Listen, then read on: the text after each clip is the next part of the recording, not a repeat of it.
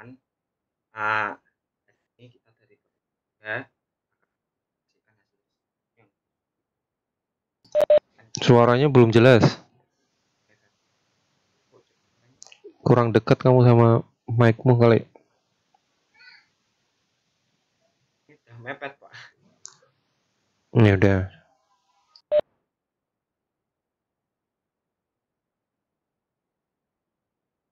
Oke, saya lanjutkan. Nah, tadi judulnya dividend policy. Anggota kelompok kami ada ya, dan Dallas dan saya sendiri. Pertama saya akan jelaskan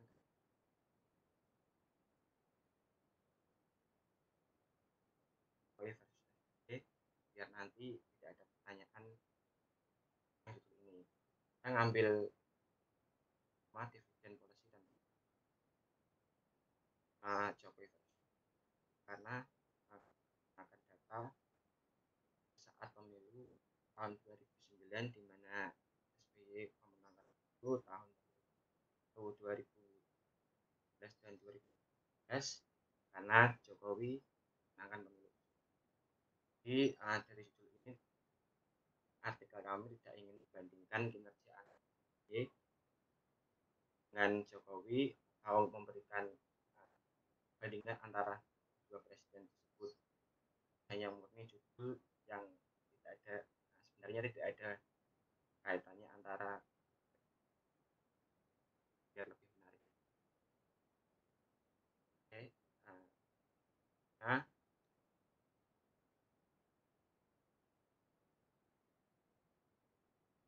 ya akan membahas novelty dari riset yang kami buat ini adalah kalau penelitian yang terdahulu itu banyak membahas pengaruh dari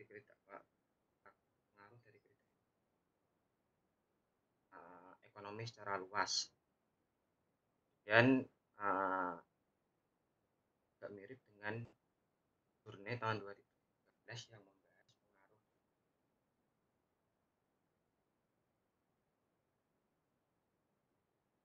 dan politik. Yang ini mencoba untuk melihat yang diambil oleh manajemen perusahaan pada saat pemilihan sebagai proksi dan politik. Nah, artikel yang kami susun ini hampir mirip. Kalau itu mengambil investasi, mengambil tema investasi, melihat dari pengaruh dan politik ini. Kami mencoba untuk mengisi dari sisi kebijakan dividen yang diambil.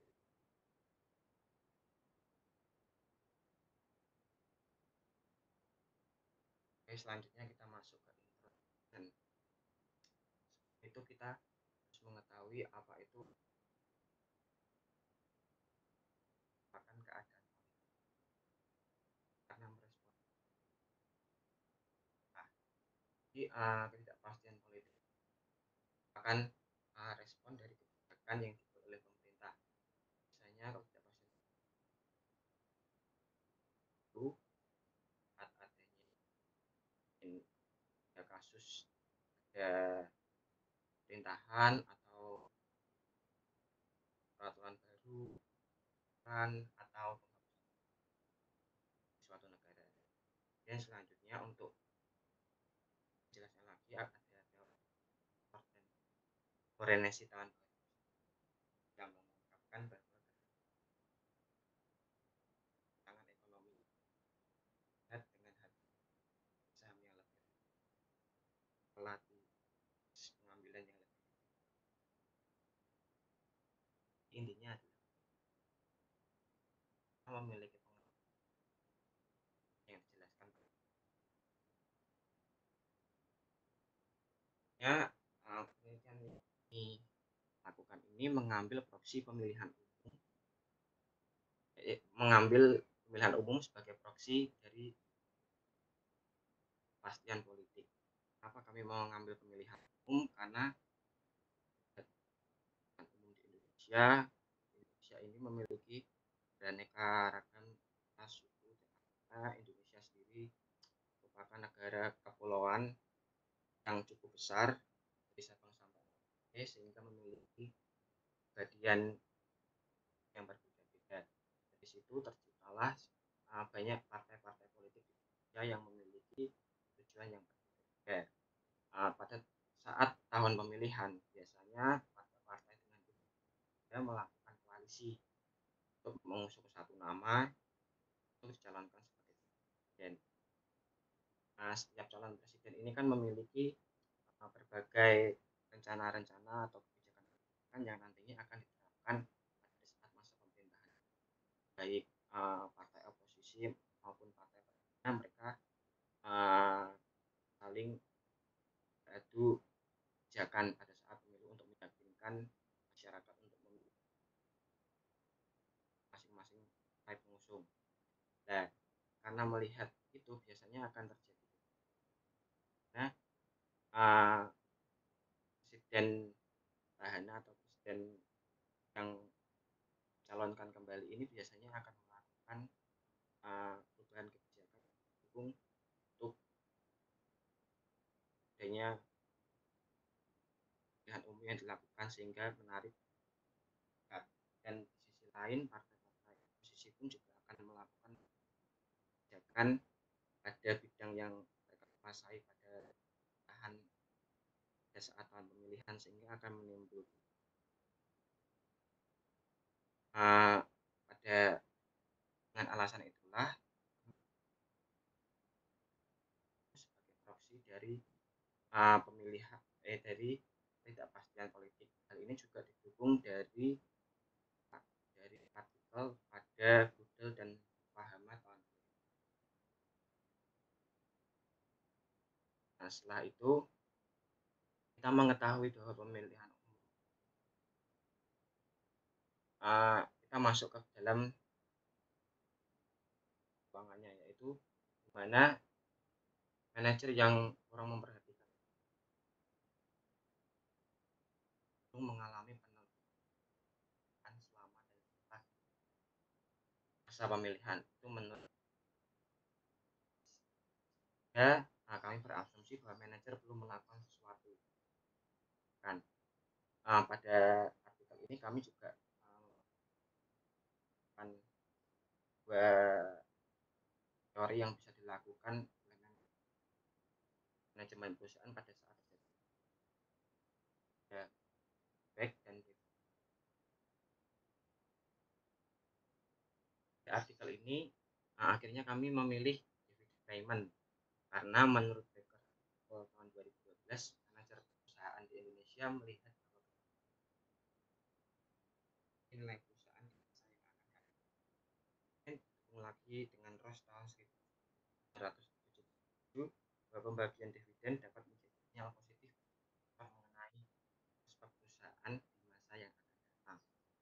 Sedangkan ini menurut Mikhailov 2013 yang kembali saham itu tidak mau pasar pada saat jadi dan didukung oleh Biden tahun 2000 pembelian kembali saham oleh manajemen perusahaan dianggap perusahaan pada saat dan tidak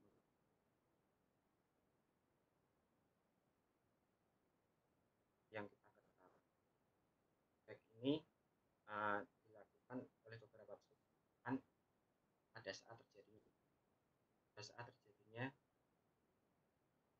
seperti beberapa bulan yang lalu, di mana pada saat virus corona masuk ke Indonesia, banyak perusahaan yang melakukan aksi buyback.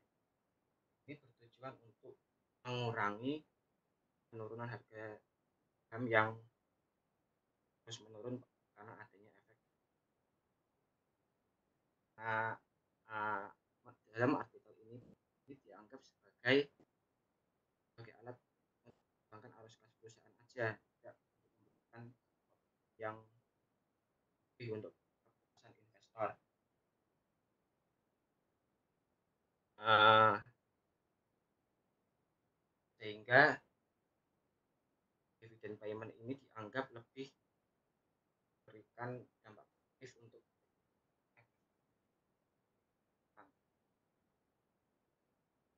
ya sehingga kami menggunakan dividen sebagai untuk melihat kebijakan yang dilakukan oleh manajemen. Selanjutnya ada gap penelitian. Gap penelitian ini kan yaitu ada teori Durnev, Gloria dan Mamo, dan teori dari Ross, Justina dan Adrian Sari. Pada teori Durnev 2011 mengungkapkan Bet, ini bisa diganti yang lain nggak? Suaramu soalnya putus-putus. Terus ya Pak? Iya, dari tadi. Handset gitu ya Pak? Iya, coba dulu.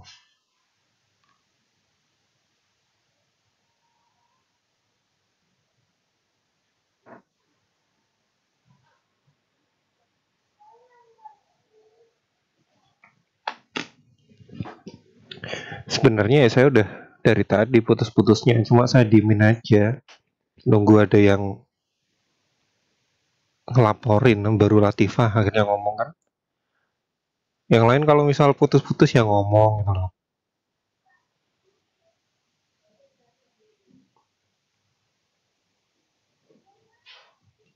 Tes. Nah, coba. Suaranya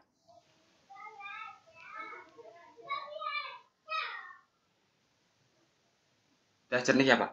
Iya, udah. Udah, coba lanjut. Oke, saya lanjutkan. Pada gap penelitian yang kami lihat ini, kami menggunakan dua teori. Teori Durrev, Gloria, dan Mamo, dan teori Ross, Agustina, dan Adrian Sari. Pada teori yang pertama menggunakan tahun pemilihan terdapat dan perilaku dengan tahun tanpa adanya pemilihan secara kan melakukan Masih sama, Bet, putus-putus. masih sama ya Pak? Waktu dulu kamu yang presentasi itu nggak masalah.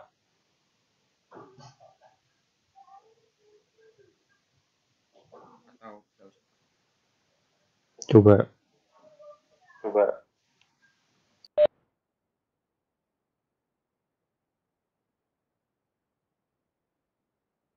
Tes kan Pak?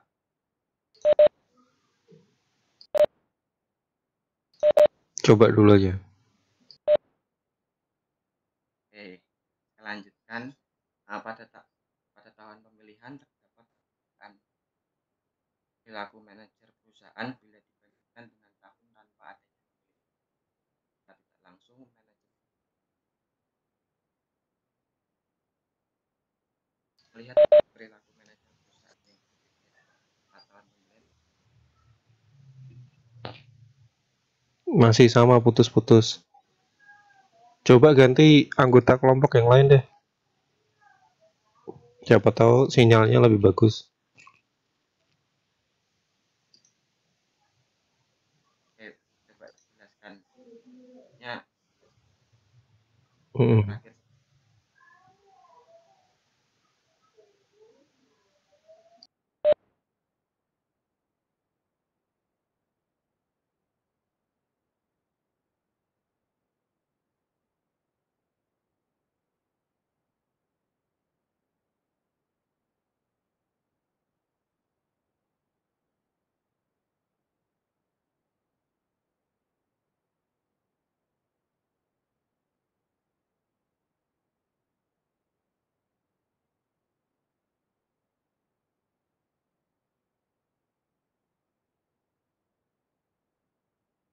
tes Arfian saya melanjutkan presentasi.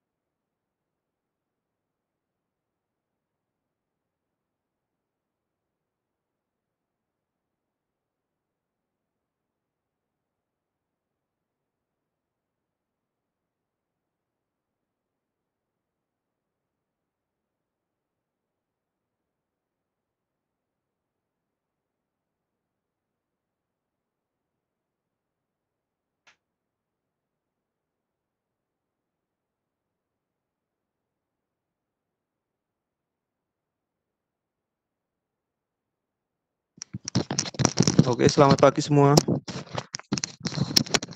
Suara saya masuk nggak, Pak? Iya, masuk. Saya akan melanjutkan presentasi dari Robert tentang gap penelitian. Pada tahun pemilihan, terdapat perbedaan perilaku manajer perusahaan bila dibandingkan dengan tahun tanpa adanya pemilihan. Secara tidak langsung, manajemen perusahaan melakukan interaksi yang berbeda dengan stakeholder. Melihat perilaku manajer perusahaan yang berbeda pada tahun pemilihan membuat investor ragu akan hasil dari pemilihan yang mungkin dapat mempengaruhi kinerja perusahaan. Dan pembayaran dividen menunjukkan bahwa adanya sinyal positif yang diberikan perusahaan untuk mengurangi kekhawatiran investor mengenai informasi kemungkinan ketidakmampuan perusahaan untuk mempertahankan kinerjanya pada saat pergantian pemerintahan. Selain itu, pembayaran dividen dapat meningkatkan kepercayaan investor pada perusahaan dalam mengatasi hasil yang tidak diinginkan yang mungkin timbul akibat pemilihan. Selanjutnya, next.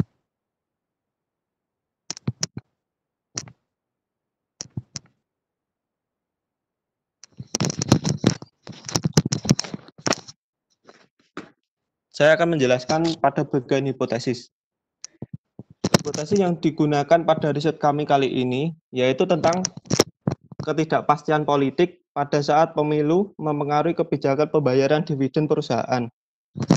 Secara garis besarnya, kami meneliti apakah ada perbedaan perilaku perusahaan di Indonesia pada pembayaran dividen saat tahun pemilihan presiden dengan tahun-tahun tanpa pemilihan. Karena pada artikel acuan yang kami gunakan, sebelumnya menunjukkan bahwa pada tahun pemilihan terdapat perbedaan perilaku manajer perusahaan bila dibanding dengan tahun tanpa adanya pemilihan. Hal ini dilihat dengan adanya pembatasan investasi, pengurangan pajak, dan pengurangan pembiayaan. Fenomena ini terjadi di negara Amerika Serikat. Oleh karena itu, kami melakukan riset di Indonesia, apakah mungkin akan terdapat fenomena yang sama.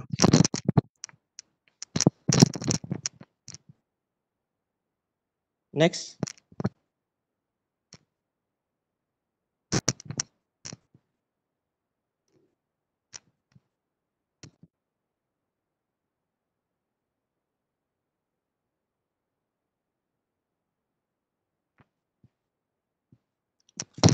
Selanjutnya adalah metodologi. Data dan sampel yang digunakan pada riset kali ini yaitu berasal dari annual report perusahaan yang terdaftar pada IDX periode 2009 sampai 2019. Namun, perusahaan terdaftar pada tahun tersebut selalu berubah dari tahun ke tahun. Oleh karena itu, kami menggunakan 23 sampel perusahaan terdaftar selama periode tersebut. Pemilihan sampel kami berdasarkan random sampling dengan menggunakan komposisi 8 perusahaan pemerintah dan 15 perusahaan swasta. Pada sampel perusahaan, masing-masing mengambil 2 sampel untuk mewakili sektor yang dipilih secara random. Namun, penelitian mengecualikan perusahaan yang termasuk dalam sektor keuangan. Di metodologi ini terdapat 3 subbagian. Yang pertama adalah ketidakpastian politik, yang kedua kebijakan dividen, dan yang ketiga variabel kontrol.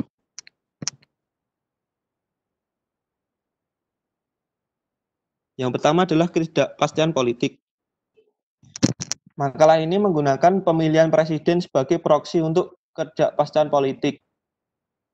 Untuk mengukur variabel ketidakpastian ini, kami menggunakan variabel dummy yang dimana nilai 1 selama tahun pemilihan presiden dan nilai 0 untuk tahun tanpa pemilihan presiden. Valerio dan Mamo menganggap perusahaan berpotensi mengubah strategi kerja mereka pada saat tahun-tahun menjelang pemilu.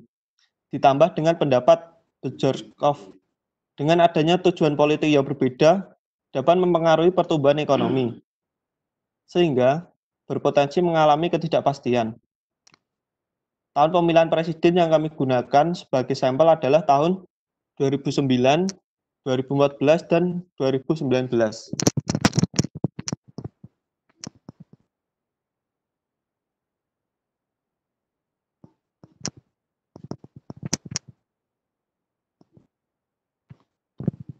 Yang kedua adalah kebijakan dividen.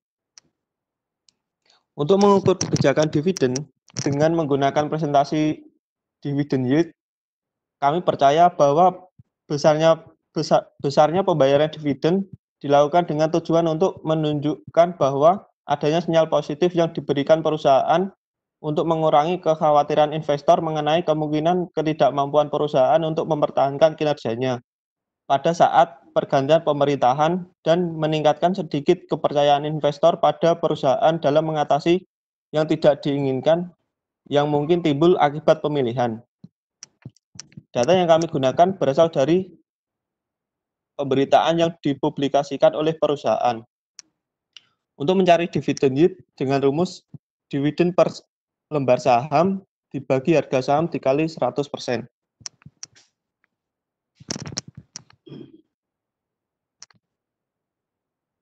Untuk variabel kontrol akan dijelaskan oleh teman saya Pratiwi Nur Aziza. Untuk Pratiwi saya persilahkan. Cek suaranya masuk nggak teman-teman? Masuk. Baik, yang selanjutnya adalah variabel kontrol. Variabel kontrol ini berfungsi sebagai alat untuk mengetahui keakuratan penelitian yang dilakukan dengan melihat pengaruh dari setiap variabel yang digunakan. Dalam penelitian kali ini, kami menggunakan 3 variabel kontrol yaitu firm size, EPS, dan leverage. Yang pertama adalah firm size atau ukuran perusahaan. Firm size ini dapat diartikan sebagai total aset yang dimiliki oleh perusahaan. Alasan kami menggunakan firm size ini sebagai variabel kontrol karena dalam penelitian sebelumnya menunjukkan bahwa firm size ini memiliki hubungan yang positif dengan kebijakan dividen dan merupakan salah satu faktor utama yang menentukan kebijakan pembayaran dividen perusahaan. Pada makalah ini, firm size menggunakan rumus yaitu firm size sama dengan LN total aset. Next.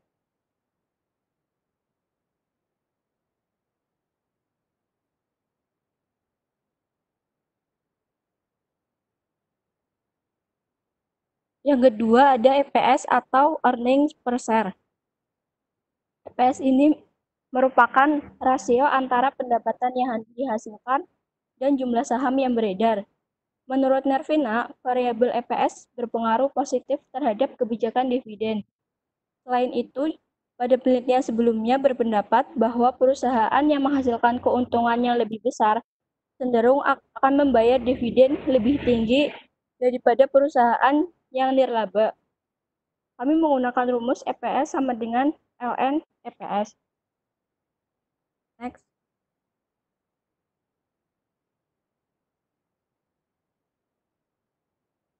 Variabel kontrol yang terakhir ada leverage.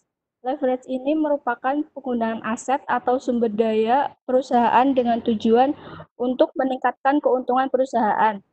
Semakin tinggi nilai presentasi leverage, maka resiko kebangkrutan perusahaan akan meningkatkan dan membutuhkan biaya tambahan untuk menutupi resiko yang mungkin akan terjadi. Sehingga kami berpendapat bahwa leverage akan mengurangi kapasitas perusahaan untuk membayar dividen. Leverage dalam penelitian ini kami menggunakan rasio utang terhadap aset atau DAR dengan rumus DAR sama dengan total hutang dibagi total aset dikali 100%. Next. Untuk hasil dan pembahasan akan dijelaskan oleh Aldi Andalas. Halo, ini kedengeran nggak? Cek. Halo? Ya, terdengar. Oke. Jadi ini hasil dari pembahasannya. Ini ada 2 tabel ya, bukan tabel, 2 kolom, ada yang tahun pemilu dan ada yang tahun tanpa pemilu. Jadi tahun pemilu itu ya misalnya tahun-tahun yang misalnya ada yang pemilu 2019, 2014, dan 2019. Sedangkan tahun tanpa pemilu itu ya selain dari 2009, 2014, dan 2019. Nah, di sini di N-nya itu kan dari tahun pemilu itu 43 ya, otomatis karena tahun pemilu itu kan cuma 3 tahun. Jadi N-nya itu lebih sedikit daripada tahun tanpa pemilu. Tahun tanpa pemilu N-nya itu 150 gitu. Ya 3 tahun dibandingkan sisanya kan itu udah jelas banget. Terus dari dividen itu ada min, max, min, standar deviasi, dan minnya kalian sudah pasti tahu minnya itu nilai paling kecilnya, sedangkan maxnya itu nilai paling besar, sedangkan min itu ada rata-ratanya, dan standar deviasi itu ada rentang datanya gitu. Jadi saya kalau minnya 0, maxnya 5,58, terus rata-ratanya 2,28. Nah, berarti rata-rata kebanyakan data itu sekitaran 2,28. Nah, sedangkan rentangnya itu sekitar 1,423 gitu deviasinya itu. Jadi kalau semakin kecil standar deviasinya itu makin numpuk gitu. Kalau standar deviasinya semakin gede, itu datanya semakin lebar, dan di sini ya bisa dikatakan lumayan cukup apa ya? Rentangnya banyak juga sehingga 0,00 sekian gitu standar deviasinya.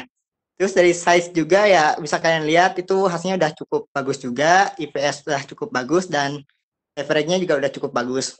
Next. Nah, ini adalah rata-rata dari kebijakan dividen tiap tahunnya.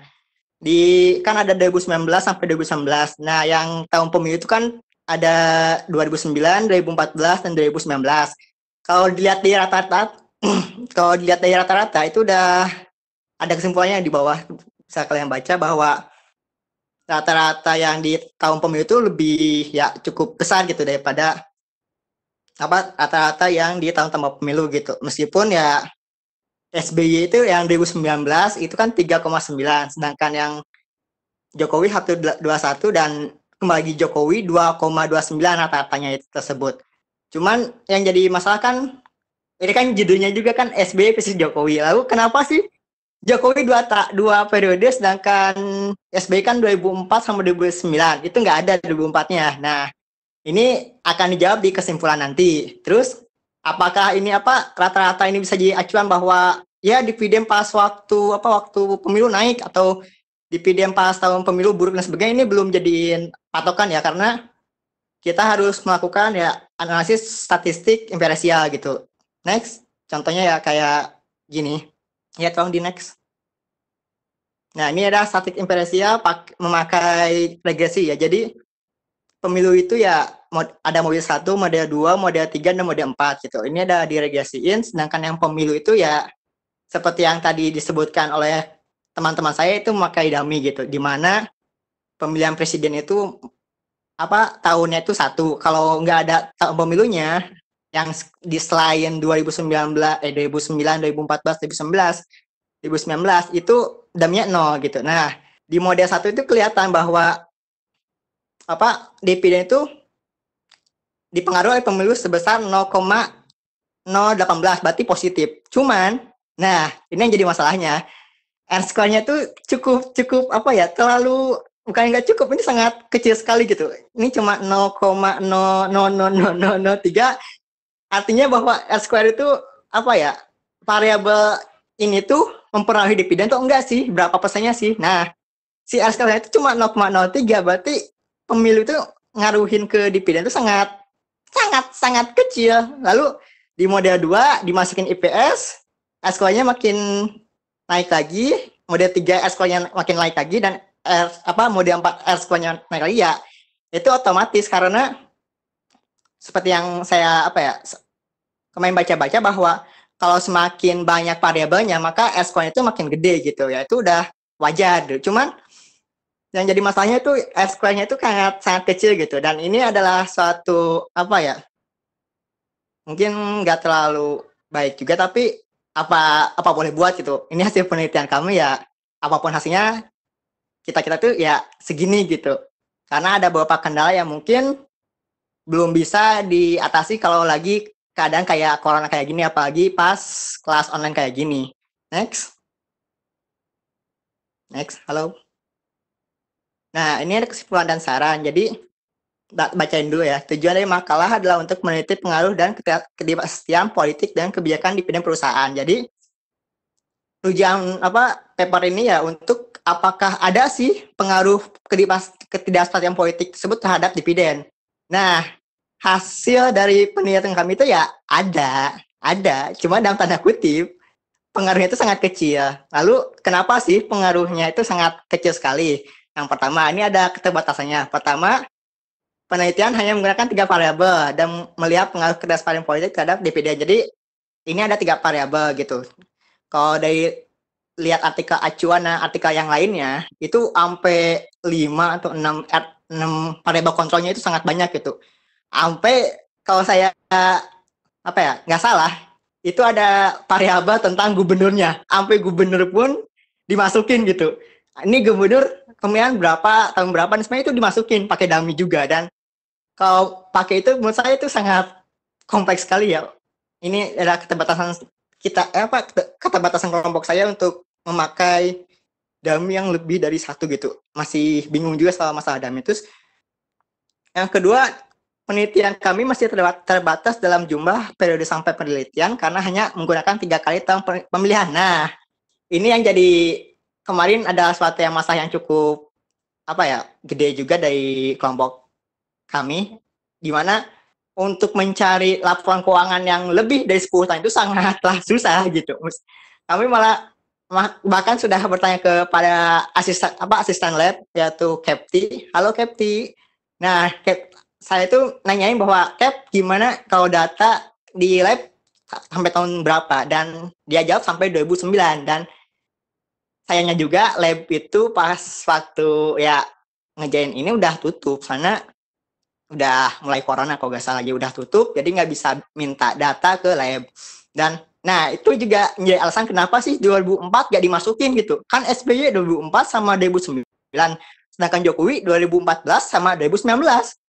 Nggak adil dong, masa Jokowi 2 kali, SBY 1 kali. Nah, ini ada keterbatasan kami karena untuk mendapatkan data yang 2004 aja susah gitu. Jangan kan yang 2004, yang perusahaan yang ini kan 23 perusahaannya. Nah, yang selain 23 perusahaan itu susah banget untuk nyari yang 2009, 2010, 2011, 2012. Sedangkan kalau kita lihat bahwa pada artikel acuan, artikel yang kita lihat, nah atau yang tadi disebutkan bahwa ada penelitian dari Amerika, mereka itu menggunakan hampir seluruh perusahaan yang ada di pasar modal mereka gitu. Nah, kita ya sangat susah sekali untuk mengumpulkan seluruh data perusahaan yang ada ternyata di pasar modal Indonesia. Itu sangat susah, dan itu ada perusahaan sekitar 500 dan kita itu 23. Jadi ya otomatis 23 sampel ini nggak bisa mewakilin 500 gitu kalau bisa disebutin gitu.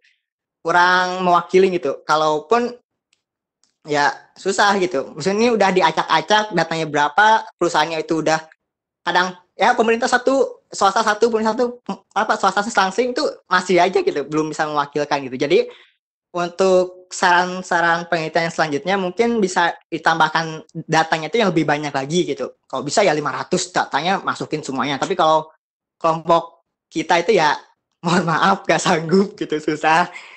Terus yang ketiga, nah penelitian kami hanya membahas pengaruh ketidakpastian politik terhadap dividen, sehingga untuk penelitian yang selanjutnya dapat mendapatkan variabel kontrol lain. Nah ini jadi variabel kontrol itu harus dibanyakin lagi gitu. Jadi jangan 3, jangan cuma EPS, leverage, sama apa satu lagi, EPS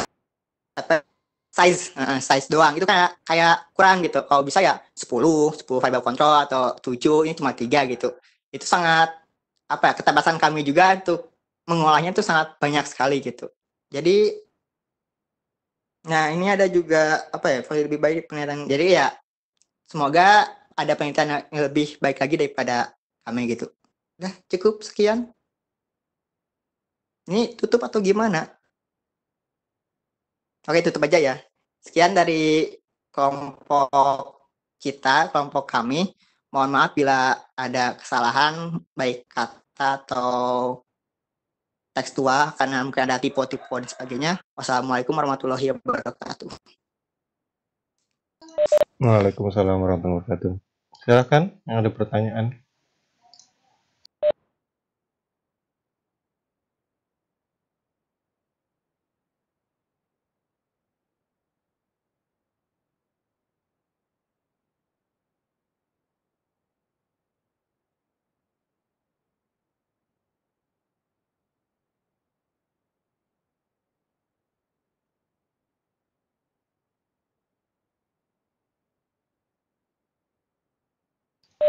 Ada pertanyaan yang lain?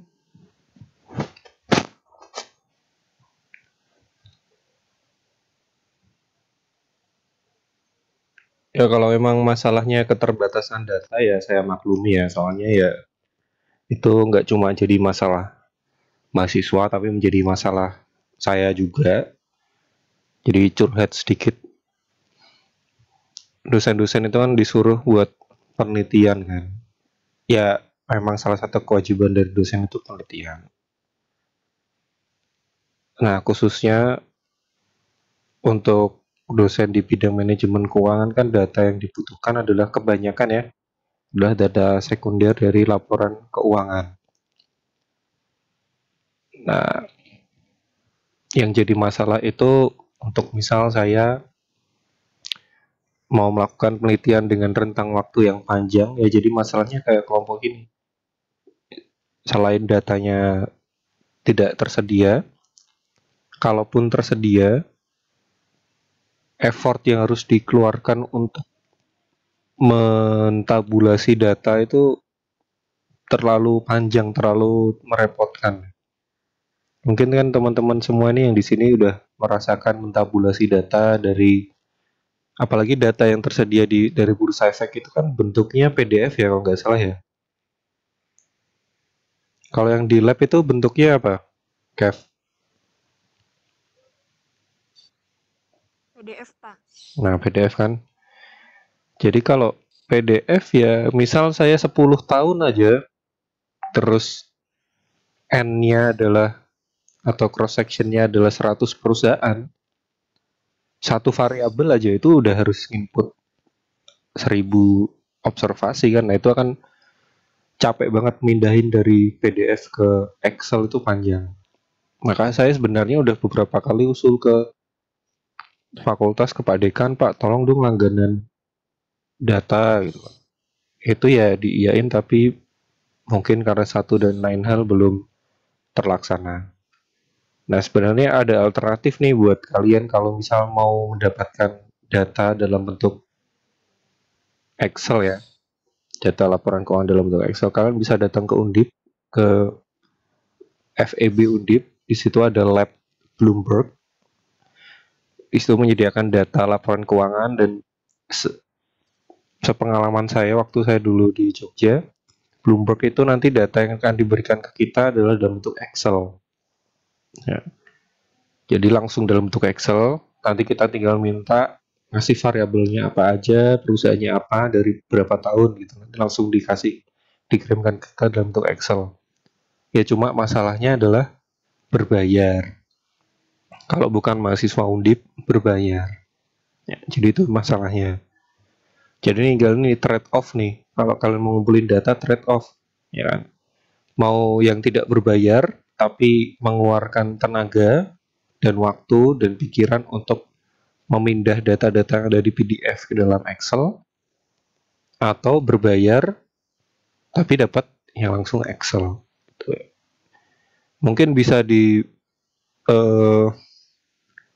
disiasati dengan misal satu kelompok patungan gitu kan untuk bahan skripsi ke depan, atau mungkin satu kelas kalian patungan di list datanya apa aja yang dibutuhkan, data laporan keuangan yang umum aja, kemudian beli data gitu, itu juga bisa.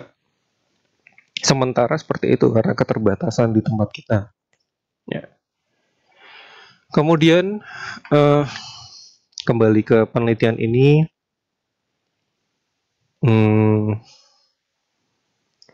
sebelumnya ada pertanyaan nggak dari yang lain?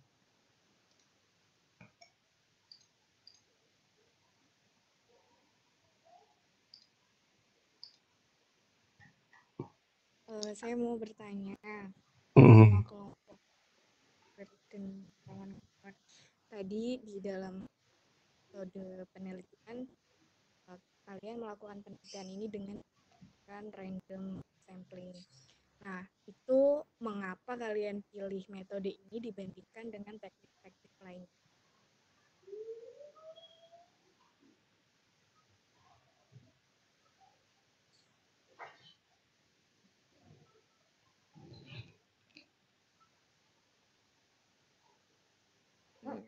F ya. Mak, kalau mohon maaf. Kenapa kita menggunakan data kita memilih yang ada yang kita enggak Maaf, sendiri. Robert, interupsi suaranya nggak jelas.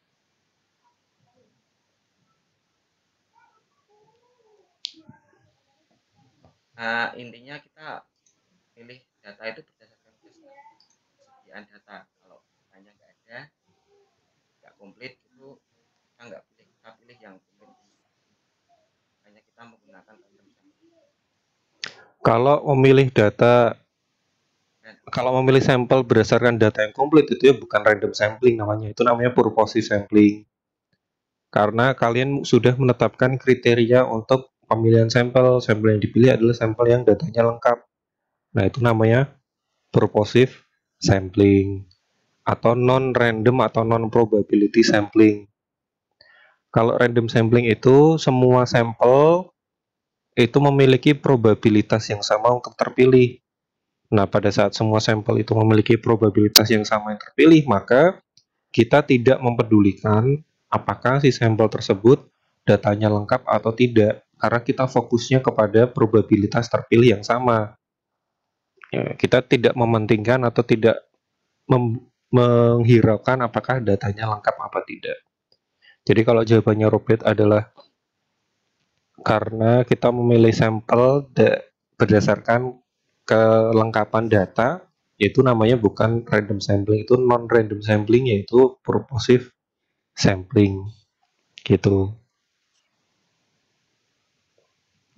Gitu maksudnya. Kalian milih sampelnya gimana? Teknis milih sampelnya? Ya, Ada kriterianya toh? yang saya jelaskan tadi. Ya, kriterianya tadi. Ada. Ya, kalau ada kriterianya berarti itu non random atau non probability sampling, lebih tepatnya adalah purposive sampling yang umum digunakan di penelitian keuangan ya. Tuh, kalau random sampling tuh misal saya mau ngambil data dari kelas ini, kemudian ya misal saya punya kuesioner, saya bagi aja acak. Atau misal kalau kalian membaca atau pernah dapat link kuesioner Google Form itu yang disebar melalui WhatsApp atau apapun itu namanya random sampling, karena si peneliti intinya nyebar aja, tidak mempedulikan ini dibagi atau akan diisi oleh sampel yang seperti apa. Itu Google Form itu bentuk dari random sampling biasanya. Apalagi kalau di share ya itu, tolong dong diisiin ini buat atau penelitian dari teman saya yang sedang melakukan penelitian gitu-gitu. Ya, biasanya dia hanya mengejar jumlah jumlah sampelnya saja, tapi tidak memerlukan kriteria-kriteria tertentu. Gitu. Ada pertanyaan lagi?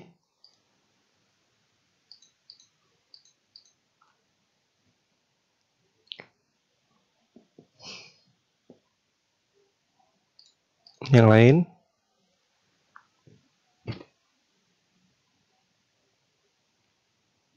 Oke, yang pertama judul ini bisa misleading ya, bisa walaupun tadi udah diakui Robert buat gaya-gayaan aja biar keren kan judulnya, biar menarik, tapi ini bisa misleading, bisa menyesatkan. Kenapa? Karena dari judulnya ada istilah Jokowi versus SBY, berarti seakan-akan penelitian ingin membandingkan konteks pembagian dividen pada zaman SBY dan Jokowi. Padahal di sini kalau saya lihat ya nggak ada studi komparasinya tuh nggak ada, cuma analisis regresi aja. Ya, jadi kalau seperti ini sih, kalau judulnya seperti ini berarti kesimpulannya harusnya kalau di Jokowi itu hasil pembagian dividennya gimana, kalau di zaman SBY itu perilaku pembagian dividennya bagaimana. Itu kesimpulan dari kalau mengacu sama judul yang dibuat. Kemudian yang kedua yang saya jadikan catatan adalah hipotesis yang dibuat ini tidak konsisten satu sama lain ya. Maksudnya H1 ketidakpastian politik pada saat pemilu mempengaruhi kebijakan pembayaran dividen perusahaan. Nah, di sini H1 ini yang harus dielaborasi lagi mempengaruhi seperti apa. Kan belum ada kejelasan.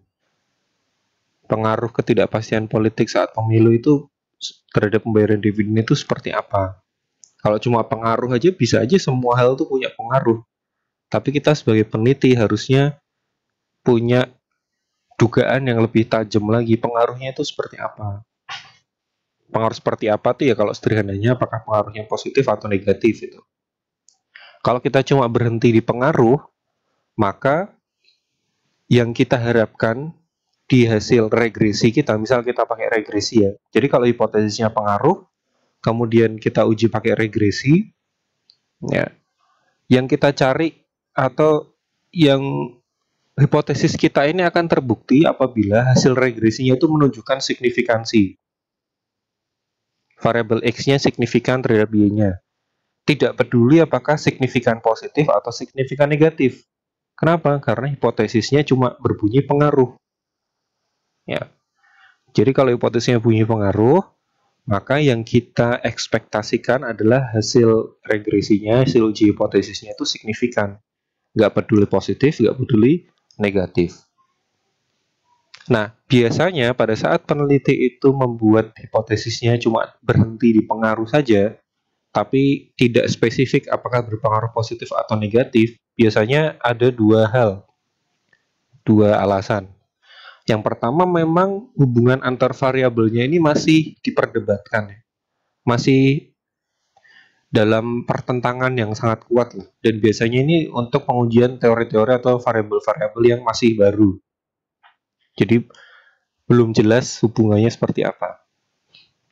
Atau yang kedua adalah alasan kedua kenapa peneliti itu berhenti di pengaruh, bukan pengaruh positif atau pengaruh negatif.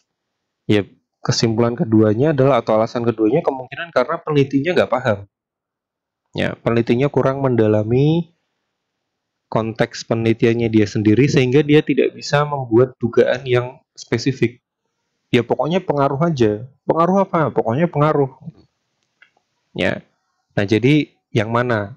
Itu nanti buat yang lain juga pada saat membuat hipotesis itu sebenarnya alangkah lebih baiknya kalau sudah sampai ke dugaan yang spesifik ya. Pengaruh positif, negatif, lebih besar, lebih kecil kayak gitu ya. Memperkuat, memperlemah gitu. Kalau pengaruh ya semua mungkin bisa ada pengaruhnya. Yang pertama. Yang kedua, redaksi dari hipotesisnya atau pernyataan dari hipotesisnya kalau disandingkan dengan kerangka pemikiran yang ada di artikel, kalau teman-teman lihat artikelnya, itu beda lagi. Kalau di kerangka pemikiran itu yang jadi variabel X1 pemilihan umum, Y-nya dividen. Nah, padahal di H1, ketidakpastian politik pada saat pemilu mempengaruhi pembayaran dividen. Berarti kalau dari bunyi H1-nya, ya, kalau dari bunyi H1-nya,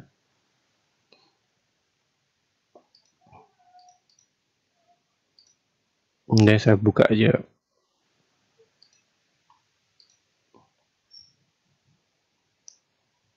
Ini ya, kalau dari bunyi H1-nya, kita lihat, ini kan X1-nya adalah ketidakpastian politik, atau variabel independennya adalah ketidakpastian politik. Y-nya adalah pembayaran dividen. Tapi di kerangka pikirnya, X1-nya adalah pemilihan umum, Y-nya adalah dividen.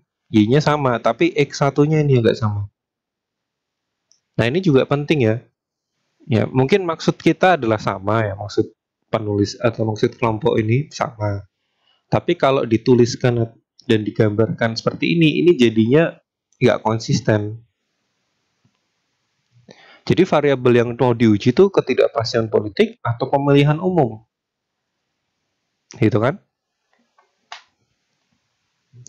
Ketidakpastian politik itu menjadi konsep yang menjelaskan hubungan antar variabel X1 dan Y, atau ketidakpastian politik ini adalah variabel. Ya, jadi perlu dikonsistenkan lagi. Nah, terus kalau dilihat dari model yang akan digunakan untuk pengujian hipotesis itu juga nggak konsisten lagi. Kenapa? Karena di redaksi H1, di pernyataan H1 variabel X-nya adalah ketidakpastian politik, di kerangka pikir variabel X-nya adalah pemilihan umum, di model variabel X-nya adalah presiden. Ya. Nah, ini yang saya maksud sebagai ketidakkonsistenan. Mau yang dipakai itu yang mana? Apakah presiden berpengaruh terhadap pembayaran dividen? Apakah pemilihan umum berpengaruh terhadap dividen? Atau apakah ketidakpastian politik itu berpengaruh terhadap pembayaran dividen? Gitu. Atau ini sebenarnya ada 3 hipotesis? Atau bagaimana? Gitu ya. Mungkin maksudnya, mungkin kelompok 3 berpikiran bahwa ini maksudnya sama. Tapi kalau ditulisnya seperti ini menjadi tidak sama ya. Kalau ditulis seperti ini berarti seakan-akan ada 3 hipotesis yang digunakan untuk menguji kebijakan dividen. Yang satu ketidakpastian politik, yang kedua pemilihan umum, dan yang ketiga adalah presiden. Karena nanti teknis untuk pengambilan datanya juga akan berbeda. Presiden dan pemilihan umum itu juga akan berbeda ngambil datanya. Gitu ya. Paham nggak maksudnya?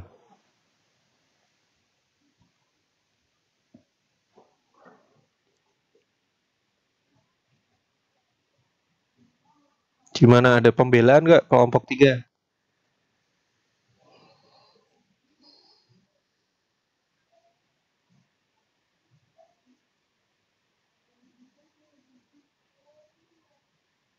Tes. Ada Pak. Emang ya nggak konsisten sih Pak. Ya, gitu ya. Baru tahu. Jadi nanti berarti revisinya adalah tinggal dikonsistenkan mau yang mana gitu ya. Konteks variabel utamanya tuh mau yang mana. Nah, kalau saran saya memperbaiki model kerangka pikir dan H1 ini biar gak kerja 2 kali, sesuaikan aja dengan data yang sudah diambil. Ya. Karena kalau data yang diambil kan dummy presiden ya. Ya berarti mending pakai dummy presiden supaya apa? Supaya nggak ngumpulin data lagi. Karena kalau yang diambil adalah misal pemilihan umum, nanti kita ganti semuanya menjadi pemilihan umum, Pak. Berarti pemilihan umum itu ngambil data lagi. Karena data yang diuji di artikel ini, di hipotesisnya, itu tadi menggunakan data dummy presiden.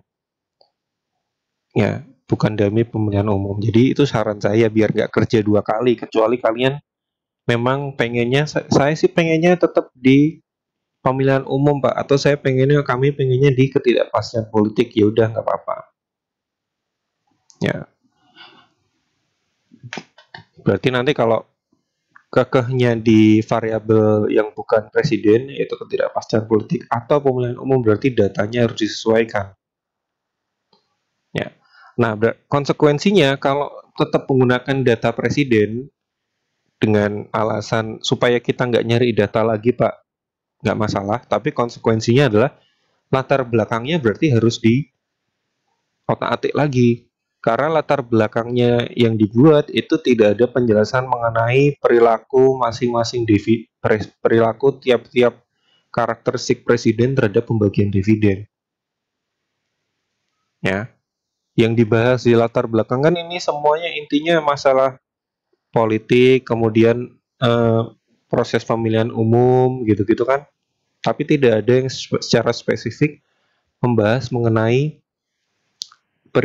bedanya perilaku di masing-masing, apakah ada karakteristik presiden terhadap pembagian dividen.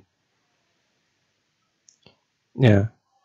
Belum lagi permasalahan lagi ya, kalau misal tetap pakai presiden. Kalau tetap pakai presiden sebagai variabel independen untuk menguji dividen, emang seberapa besar pengaruh presiden sama kebijakan internal perusahaan, terutama perusahaan swasta? Ya, Unilever gitu, apakah dia bagi dividen dipengaruhi oleh presidennya? Gitu kan? Kalau BUMN mungkin bisa ada hubungannya ya, masih bisa disambung-sambungkan lah, karena BUMN kan ya pemilik tertingginya adalah, komandan tertingginya adalah negara, dan negara kan di ujung atasnya adalah presiden. Kalau perilaku yang diamati adalah perilaku pembagian dividen perusahaan BUMN. Tapi kalau di dalam sampel itu tadi kan ada perusahaan swasta juga. Nah, apa hubungannya dividen perusahaan swasta sama presiden? Ya. Orang di Indonesia aja, kalau kalian nguji pengaruh karakteristik CEO terhadap pembagian dividen, itu masih bisa diperdebatkan loh.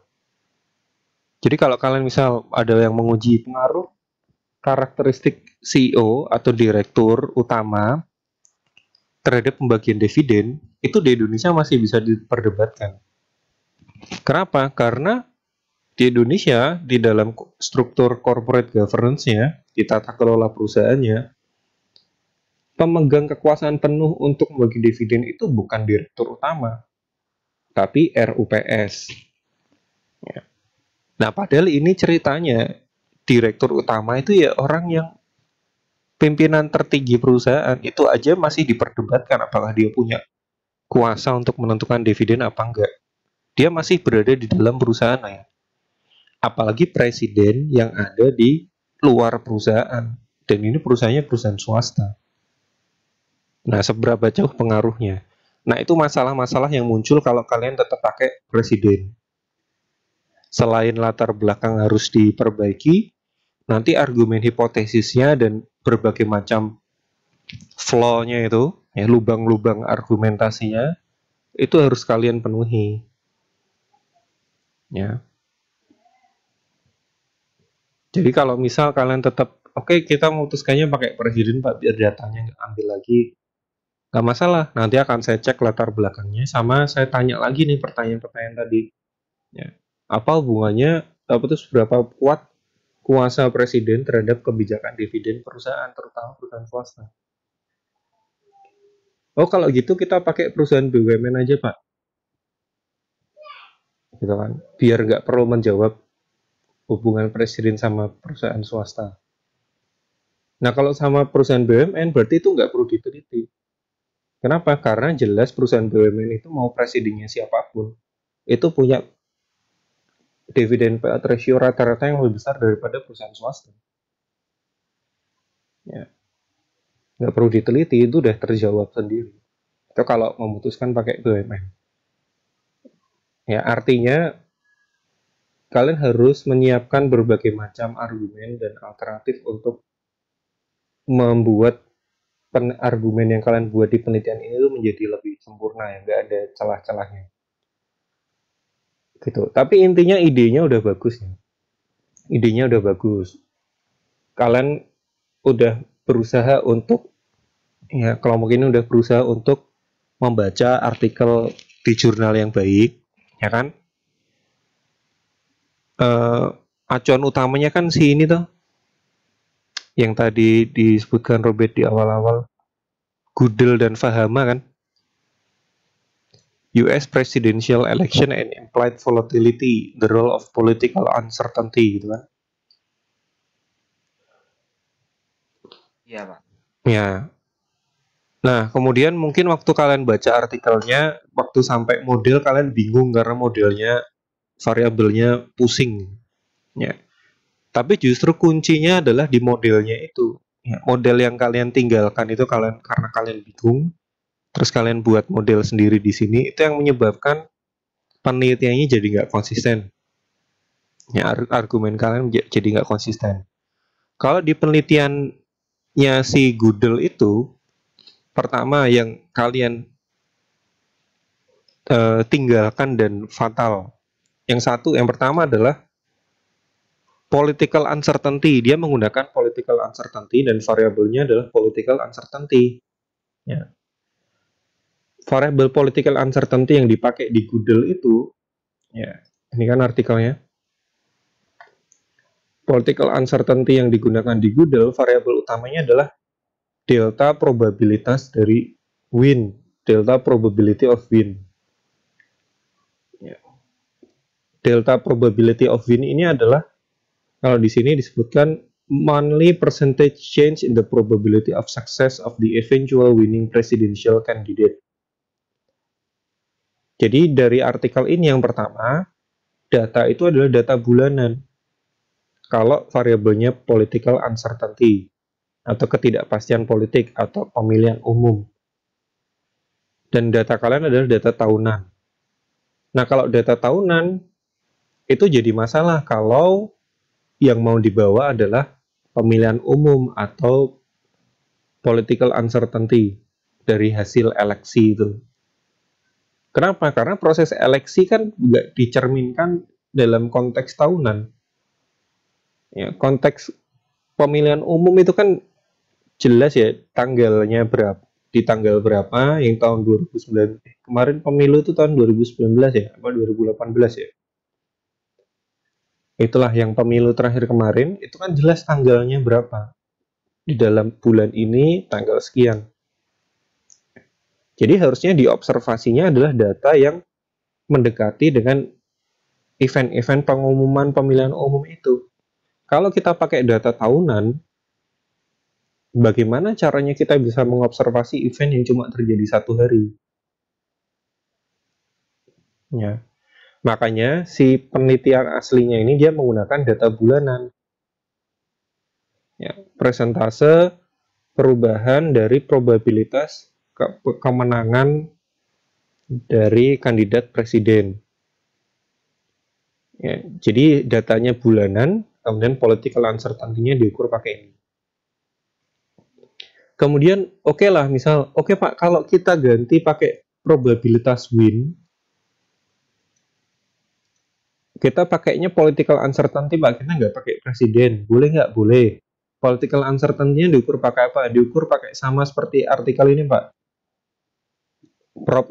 Persen delta prop win. Kan? Oke, berarti nggak masalah. Cuma yang jadi masalah adalah kalau nanti kalian ngukurnya variabel Y-nya adalah dividen. Akan jadi masalah karena dividen itu datanya biasanya datanya tahunan. Sedangkan prop win ini datanya biasanya bulanan. Ya. Nah, setahu saya model itu yang ada time series-nya atau model panel yang ada time series-nya, periodenya itu harus sama. Jadi kalau yang satu adalah bulanan, yang satu juga bulanan. Kalau yang satu tahunan, maka kalau independennya tahunan, maka dependennya juga tahunan. Gitu ya. Itu masalah yang lain lagi yang bakal muncul kalau kalian pakai variabel ini. Ya, kalau kalian pakai political uncertainty, maka Y-nya tidak bisa pakai dividen karena nature dari data. Ya. Karena karakteristik dari data dividen itu yang tidak bisa diamati bulanan. Itu ya. Nah, itu beberapa masalah-masalah atau bukan masalah sih. Flaw, kekurangan dari riset yang kalian susun. Ya. Masih ada beberapa hal yang harus ditambal. Nggak masalah. Saya juga nggak berharap percobaan pertama itu akan langsung bagus ya. Nggak cuma untuk kelompok ini, tapi untuk kelompok semuanya. Ya. Saya nggak mengharapkan kalian langsung flawless gitu. nggak ada bolongnya sana sini. Ya minimal tabel penyusunan tabelnya sudah seperti yang sama selama ini kita bahas ya. Ada statistik deskriptif, kemudian contoh ketidakkonsistenan lagi ya. Kan variabelnya presiden. Tapi di sini yang dideskriptifkan adalah tahun pemilu. Harusnya kan kalau variabel independennya presiden, ya diplottingkan aja variabel-variabel yang diamati ini dipisahkan menjadi pada saat diamati di tahun Presiden Jokowi dan di tahun Presiden SBY. Jadi kan nanti kelihatan perbedaannya di deskriptifnya. Jadi harusnya tabel deskriptifnya bukan tahun pemilu tapi tahun kepemimpinan atau tahun periode presiden itu. Jadi dari nanti kalau ini adalah dipisahkan berdasarkan Presiden Jokowi dan Presiden SBY, kita bisa punya gambaran sederhana. Kita bisa mengamati dengan sederhana. Oh, dividennya misal ini adalah zamannya SBY dan ini adalah zamannya Jokowi. Oh, min dividennya zaman SBY itu lebih besar daripada min dividen zaman Jokowi. Berarti cuma ada dugaan nanti ada perbedaan pembagian dividen di dua presiden yang berbeda. Tuh. Tinggal penjelasannya apa. Terus di sini balik lagi tabel 3 variabelnya balik lagi pemilu. Nah, padahal kan di modelnya tulisannya presiden. Kalau pemilu itu kan berarti harusnya pemilu kan datanya bukan data tahunan ya, balik lagi ya. Kalau kalian pakai pemilu berarti nanti datanya bukan data tahunan karena pemilu itu kan data satu hari kan, dilakukan dalam satu hari gitu. Gitu. Ada pertanyaan?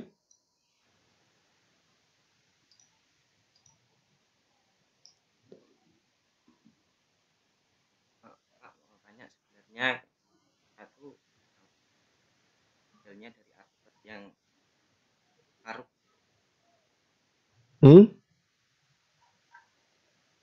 satu artikel acuan utamanya yang di Faruk dan Ahmed yang di Google atasnya Google itu.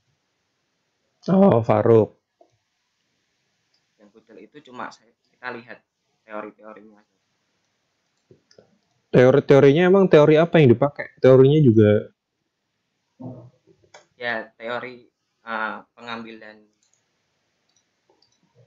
opsi pemilihan presiden.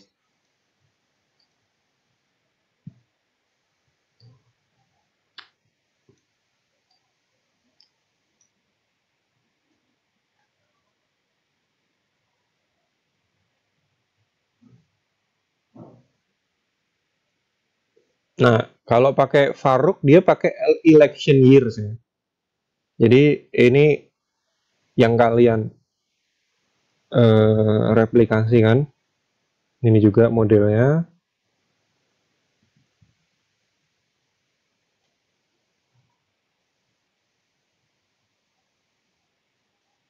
Presidennya diukur pakai apa?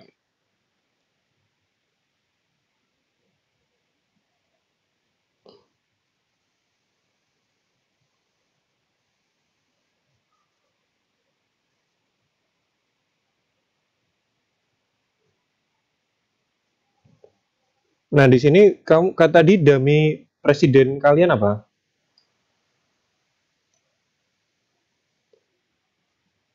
Demi presidennya waktu pemilihan dengan satu Bernilai 1 apabila dilakukan di tahun pemilihan ya. ya.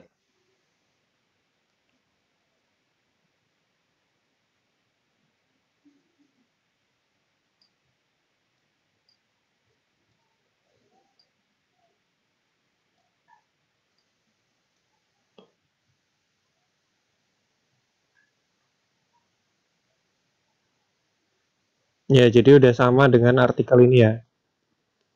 Cuma menurut saya tetap itu sih, ya bahwa kalau kita data daminya itu tahunan, sedangkan di sini konteksnya adalah election atau pemilihan umum, bagaimana caranya kita memastikan bahwa dividen yang merupakan kebijakan yang sifatnya adalah akumulasi dari semua hal yang terjadi di perusahaan selama 1 tahun benar-benar dipengaruhi oleh cuma satu event aja yang terjadi di dalam 1 tahun pengamatan.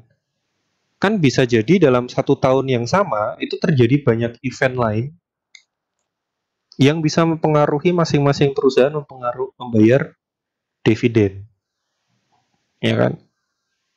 Jangan-jangan perusahaan A membagi dividen ini bukan gara-gara presidennya, tapi emang untuk meningkatkan market value aja.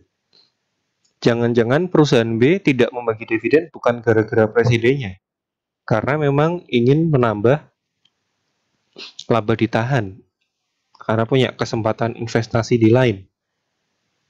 Gitu kan? Nah, gimana caranya memastikan bahwa data tahunannya, data presiden, data dummy presiden per tahun itu benar-benar bisa menggambarkan perilaku pembagian dividen perusahaan. Plus tadi pertanyaan, apa hubungannya presiden dengan pembagian dividen perusahaan? Itu ya. Apalagi perusahaan yang swasta. Ya, itu nanti harus dijelaskan. Gimana caranya, apa hubungannya, terutama di perusahaan swasta, seberapa besar pengaruh dari perusahaan itu, presiden itu membagi dividen terhadap pembagian dividen perusahaan. Ya, jadi silakan dilengkapi.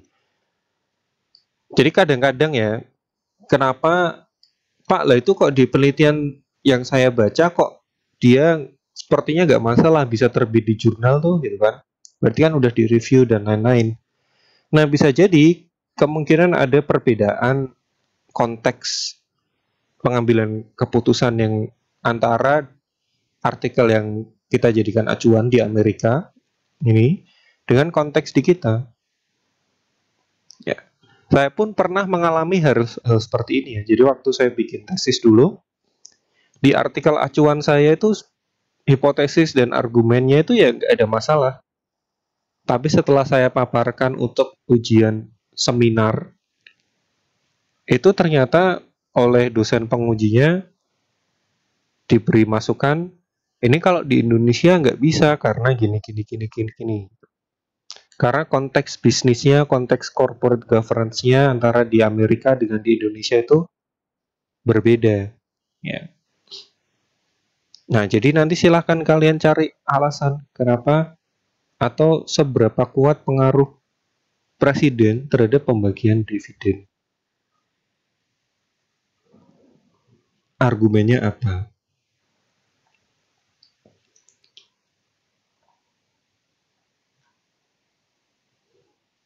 Nambahi argumen itu ya Pak. Iya.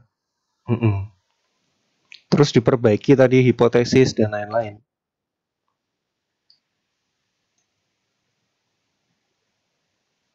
Kemudian kalau tetap pakai political uncertainty-nya, apa hubungannya pemilihan presiden terhadap political uncertainty?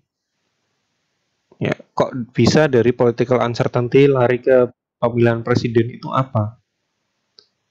Terkhusus lagi, hubungannya sama perusahaan apa? Terkhusus lagi, hubungannya sama pembagian dividen perusahaan apa? Ya.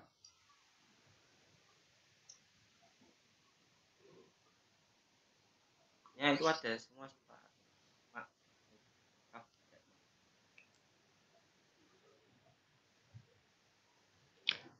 Misal ya, bisa aja misal kayak gini. Perusahaan yang punya koneksi politik itu setiap ada pemilihan umum bisa jadi akan punya dampak political atau akan menderita political uncertainty yang lebih besar daripada perusahaan-perusahaan yang tidak terkoneksi politik. Ya. Saya ulangi, perusahaan-perusahaan yang punya koneksi politik itu bisa jadi setiap ada pemilihan umum punya resiko yang lebih besar daripada perusahaan-perusahaan yang tidak punya koneksi politik. Kenapa? Karena setiap ada pemilihan umum, maka tingkat ketidakpastian politiknya itu atau political uncertainty-nya akan semakin tinggi. Kok bisa? Bisa jadi koneksi politik yang selama ini dia pegang di pemilihan umum berikutnya itu tidak terpilih menjadi kelompok pemenang. Nah, pada saat koneksi politik yang selama ini dia pegang dan dia mendapatkan segala macam benefitnya ini di masa depan tidak menjadi pemenang, maka dia akan kehilangan segala macam benefitnya dong. Ya. Nah, maka pada saat itu political uncertainty-nya tinggi. Nah, itu contoh argumen dalam konteks yang lain ya. Nanti silahkan dibuat gimana caranya menyambungkan hubungan antara political uncertainty, presiden, dengan dividen. Itu hubungan satu sama lainnya itu gimana sehingga bisa digabungkan, argumennya bisa bagus. Gitu ya. Kemudian satu lagi, kenapa EPS di sini dilem di logaritma natural? Sebenarnya untuk normalkan Memang data EPS-nya nggak normal. ya Pak, nggak normal. Cara Gimana?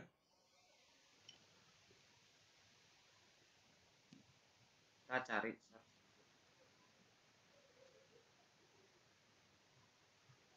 Gimana, Pit? Suaranya putus-putus.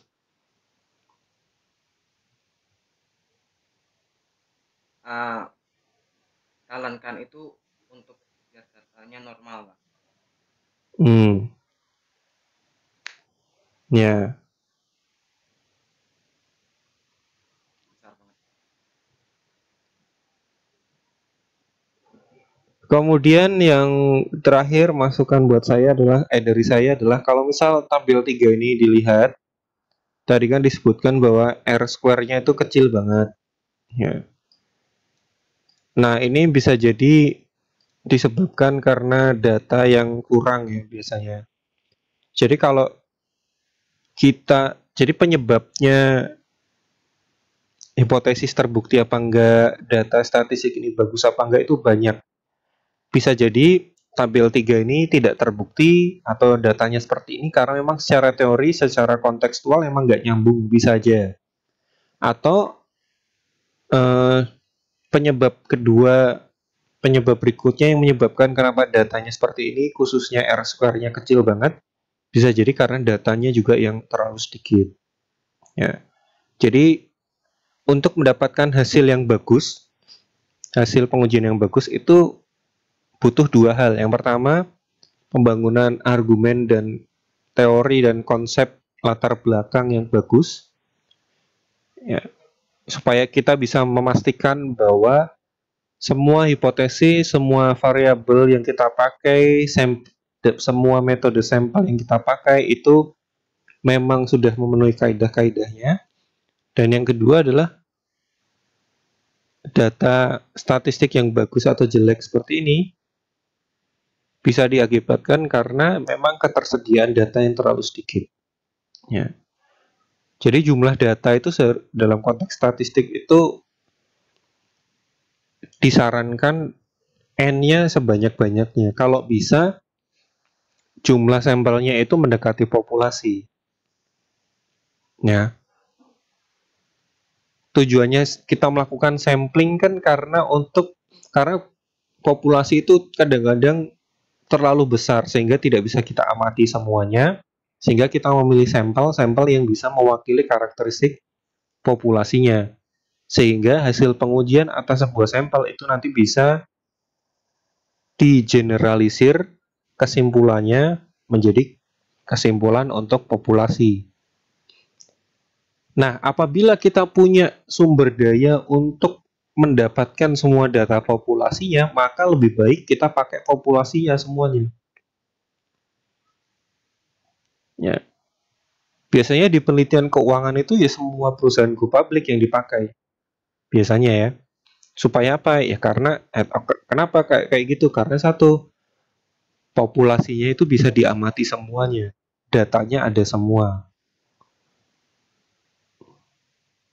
Ya. Beda kalau misal kita mau nguji data, ambil sampel perilaku konsumsi warga Jawa Tengah. Terus kalian mau nyari atau mau bikin penelitian itu, kan akan kesulitan kalau mengumpulkan data dari populasinya. Maka dilakukan sampel. Tapi kalau data perusahaan go public itu kan sebenarnya sampel bisa mendekati populasi sehingga datanya lebih banyak, sehingga nanti hasilnya bisa lebih bagus. Jadi ini buat yang lain juga, kalau kalian menemukan hasil yang tidak bagus, jadi sebenarnya hasil ini sebenarnya saya tidak terlalu menekankan ya. Mau signifikan atau R-square-nya kecil atau R-square yang besar, untuk mata kelas seminar dan riset saya tidak terlalu menitik beratkan di sini karena saya paham mungkin data yang kalian ambil adalah data yang seadanya, waktunya mepet dan lain-lain. Jadi kalau datanya terlalu sedikit sehingga hasil statistiknya jelek, nggak masalah ya, nggak jadi titik berat. Yang penting adalah argumen, logika, latar belakang, hipotesis, metode sampling yang sudah kalian buat itu sudah sudah mengikuti kaidah-kaidah yang benar apa enggak. Tapi kalau hasil kayak gini ya udahlah, itu nggak masalah. Gitu, ada pertanyaan?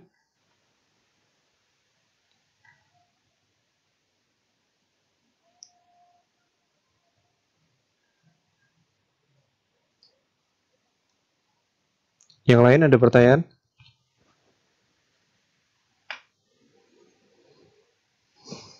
Nanti nanya lewat WA Bapak bisa kan Pak? Iya, bisa. Saya balas kalau ingat. Ya, saya usahakan balas ya.